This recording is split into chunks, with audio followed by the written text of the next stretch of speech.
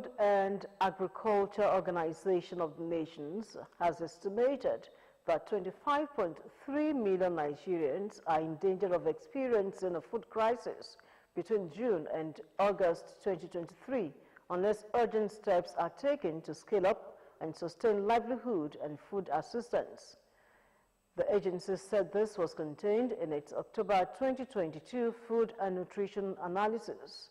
The analysis reportedly indicates that about 17 million people, including internally displaced persons and returnees in 25 states and the Federal Capital Territory, were in crisis or worst level through October 2022. Of that number, 3 million are living in Borno, Adamawa, and Yobe states. The statement noted that the government of the Royal Kingdom of Norway renewed its funding cooperation with FAO aimed at helping the most vulnerable populations in Borno, Adamawa, Yobe, and Taraba states, with a special focus on women-led households. The Senate has passed the National Social Investment Program Establishment Bill for second reading. The bill also seeks to establish the National Social Investment Program Agency. The National Social Investment Program, initiated in 2015 by President Muhammadu Buhari, has been used for power alleviation in the last 7 years. In order to ensure the sustainability of the program and give it legal backing, President Buhari sent a bill to the Senate for consideration. Less than 2 weeks, the proposed law has passed second reading. Senators observed that the absence of an institutionalized process is a challenge for the program at the moment. Also passed for second reading are the Produce Act Enactment Bill sponsored by Senator Ibrahim Godim and Federal Inland Revenue Service Amendment Bill sponsored by Senator Yahya Abdullahi. Meanwhile, President Muhammadu Buhari has written to the Senate seeking the confirmation of Aisha Ahmed and Edward Adamu as Deputy Governors, Central Bank of Nigeria for the second and final term, and Ayuba Bako as member representing FCT at the Revenue Mobilization, Allocation and Fiscal Commission. Speaker of the Ogun State House of Assembly, Right Honorable Olakunle Ulomo, has sought for more operational support for the SoSafe Corps, especially from community development associations, with a view to ensuring improved security network through information gathering on crimes and criminalities across the state. Ulomo disclosed this shortly after being decorated as the Grand Marshal by the State Chairman of the Corps, Bishop Adewale Olaiton, and the Corps Commander, Dr. Soji Gonzalo, at the Assembly Complex, Okemoson, Abeokuta. The Speaker, who emphasized that it is important to have at least 2 marshals in each CDAs across the 3 senatorial districts of the state, commended the Corps for collaborating with other sister security agencies at ensuring a more peaceful and a secured environment for residents and investors. He added that the importance of community policing, among other duties, is to maintain peace and orderliness in the society. The Speaker thereafter commended members of the Special Marshal for devoting their time and resources to community service in support of the Corps' objectives.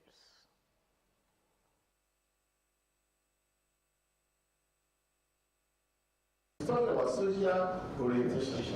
When people are properly oriented to be security conscious, to make sure that children are not roaming about where they're supposed to be in school, to make sure that our environments are clean, to give necessary information to security, other security agents. Then we're talking of a complete, peaceful, and secured environment. So that is why I want to advise the people of Ogun State and the SoSafe Corps as a body to make sure that we have proper establishment of special marshals of this corps in all local governments of Ogun State. Further challenged them to put more strategies in place towards providing accurate and timely information to security agencies while reducing the crime rate and ensuring that offenders are identified and made to account for their misdeeds. Earlier in the respective commission submissions, the chairman of the court, Bishop Olaito, and the court commander, Dr. Soji Gonzalo, commended Speaker Luomo's foresight for sponsoring the bill, which created the core in 2017, adding that his legislative strides as the then Deputy Speaker remained evergreen in the history of the state. Nearly 2 months after the last batch of the 63 kidnapped victims of the March 28 train attack in Kaduna were released, the victims are demanding compensation from the federal government to enable them to restart life. The demand is coming just 24 hours after the Nigerian Railway Corporation resumed train operations on the Kaduna-Abuja route 8 months after it suspended operations following the attack that claimed the lives of 9 passengers. But the victims who spoke to journalists in Kaduna lamented that most of them lost their means of livelihood when they were in the custody of the terrorists who kidnapped them during the train attack. They also claimed that the federal government is yet to fulfill the promises made to them shortly after meeting with President Buhari upon their release in October, noting that most of them were already suffering from depression and psychological disorders that require urgent medical attention. The Minister of Interior, Rauf Aregbesola, has said the Nigerian Correctional Service is becoming digitized as the command and control room is now established at the national headquarters, while effective surveillance is mounted in the custodial centers to monitor the activities in some selected centers. Aregbesola stated this in a speech at the inauguration of Service Operational Vehicles, Junior Staff Quarters, Information and Communications Technology Command and Control Rooms, unveiling of new uniform for staff of the NCOs, and presentation of award to selected staff for gallantry. He also said with the new development, inmates will be monitored without any violation of their rights. Aregbesola noted that the NCOs is now in line with what is obtainable internationally, becoming digitized. A command and control room is now established at the national headquarters, while effective surveillance is mounted in the custodial centers to monitor the activities in some selected centers. Speaking on the inauguration, Aregbesola explained that the operational vehicles would help convey inmates to court and have their dates with justice. He also added that the new uniform symbolized the transition from a punitive prison system to a reformatory corrections system that is now the philosophy of the service.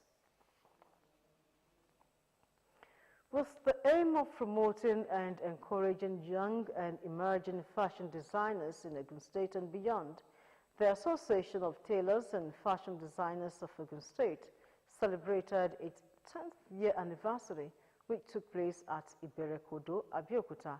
Bolaji Samson, who witnessed the ceremony, reports that the ceremony was full of fashion activities where designers showcased their creativities. He reports.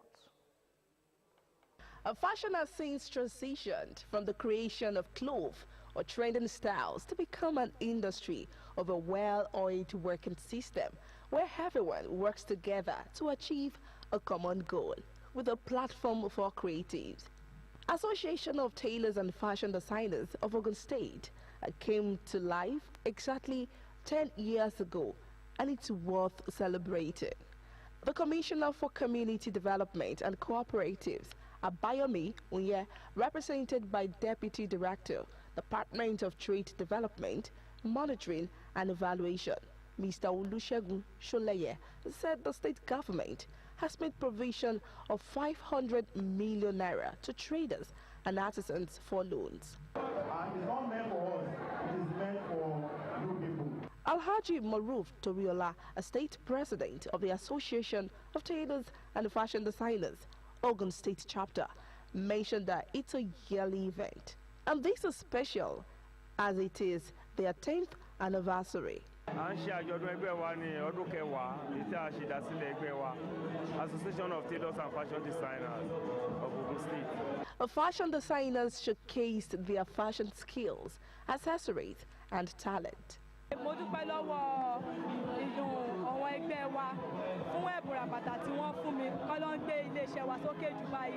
The occasion aimed at celebrating talent and also bringing together buyers, consumers, and the media to view the current collections of African designers.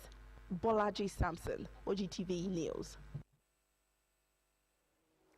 Fulfillment Prayer Mountain Church has held its annual Christmas Carol service to mark the Yuletide. Anointed ministers of God and individuals from both far and near in their numbers graced the celebration. Taye Ilekobers was in attendance and a report is presented in this package. As the festive season approaches, Fulfillment Prayer Mountain Church maintained its tradition to organize its yearly Christmas Carol service to commemorate the upcoming festive season. The Carol service kicked off with ministrations to God by Fulfillment Prayer Mountain Church Choir.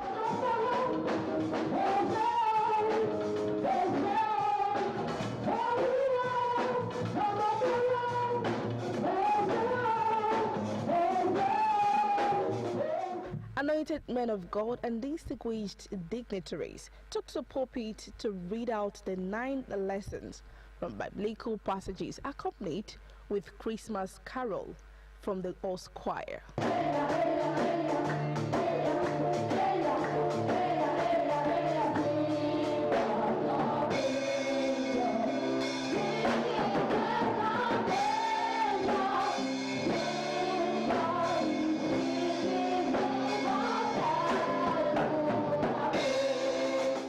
Exhortation, the General Overseer, Prophet Emmanuel Oyesoya, enjoined the congregant to always endeavor to return all the glory to Jesus, as is the reason for the season. Like I used to say, celebrating the birth of Jesus early in December remains circumstance with us is unchanging. There were musical renditions by guest artists, Assemblies of God Church Choir, and the Divine Ark of Fire Ministry Choir.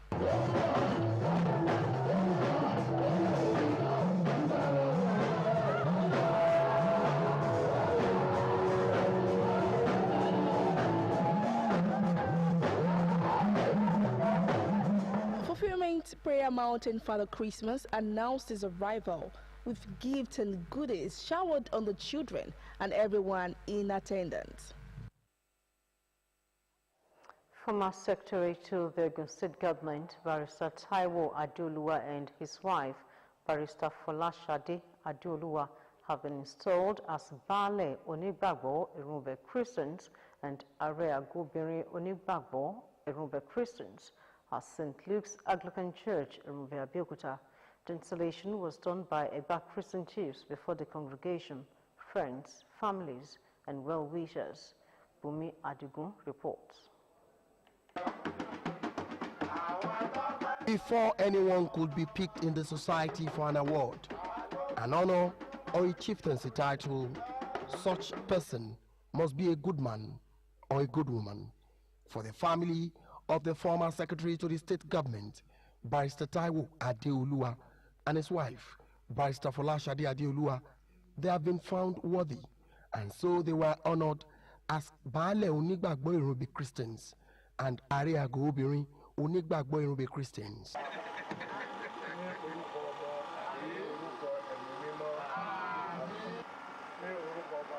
Amen. Amen. Amen. In attendance were Eba Christian chiefs, friends, and families of the title holders who have come to rejoice and also share in the joy of the day with them, including another distinguished Irunbe son, Sheson Oguntoyinbo, who was honored as Mayegun Onigbagbo Irunbe. It was a day filled with songs and prayers, and the chiefs were more than happy, having been honored where they hailed from, as they promised to use whatever they have to uplift Christianity. It is a privilege to be recognized by one's people. It's a privilege to be honored among one's own people. I am grateful to God that God has used me as a vehicle to bring my township into some kind of recognition. I am inspired, I am challenged to do more, even for my people. Evangelism, evangelism, evangelism. It is our aim to grow the Church of God. After the installation, the new title holders were at St. Luke's Anglican Church in Ruby for a Thanksgiving service. Bishop Emmanuel Adekunle of the Egba Anglican Diocese, in a sermon, highlighted the purpose of chieftaincy titles in the church. But when you are spending and it's meaningful to the progress and development of your vicinity, your environment, your people, you'll be happy. When you are called to a meeting and there are tangible discussion about where to go, how to develop, how to influence and impact society, you will be happy. And that's the reason many of our people are running from taking chieftaincy title. With this installation, Barrister Taiwo Adeolua and his wife, Barrister Folashade Adeolua, are expected to be installed as Akinrogun and Yeye Akinrogun of Erunbe Township, to be followed by the installation as Agba Akinegba and Seriki Yamofin Egba. Bumi Adigun, Ogtv News. The Congress of University Academics, CONWA, has resolved to sue the federal government over the withheld salaries of its members. The government held on to the salaries of university lecturers for embarking on strike from mid-February to mid-October this year. The CONWA, in a statement on Tuesday, expressed disappointment with the federal government for withholding the salaries of its members, stressing that the government was fully aware that its members neither called for nor participated in the said strike. The statement by its president, Dr. Niyi Sumono, National Secretary, Dr. Henry Orupeloye, and National Publicity Secretary, Dr. Ernest Nwoke, pointed out that its members had expected the federal government to correct itself by releasing the withheld salaries along with November's salary, but it failed to do so after a series of letters and actions reminding the Minister of Labor and Accountant General that its members did not participate in the strike. The Nigerian Meteorological Agency, NIMET, has warned of the possibility of some northern cities experiencing dust haze, which can affect horizontal visibility adversely. The agency said there are high prospects of thick hazy dust, which would result in poor horizontal visibility of about 1,000 meters in some northern states. The states expected to experience it are Katsina, Zamfara, Kano, Kaduna, Yobe, and Jigawa. NIMET also said other northern states are expected to report a moderate dust haze, which will lead to poor visibility of about 2 to 5 kilometers. NIMET said the weather condition is expected to persist for the next 3 days, adding that the maximum daytime temperature is expected to fall as a result of the plume of dust coming into the country.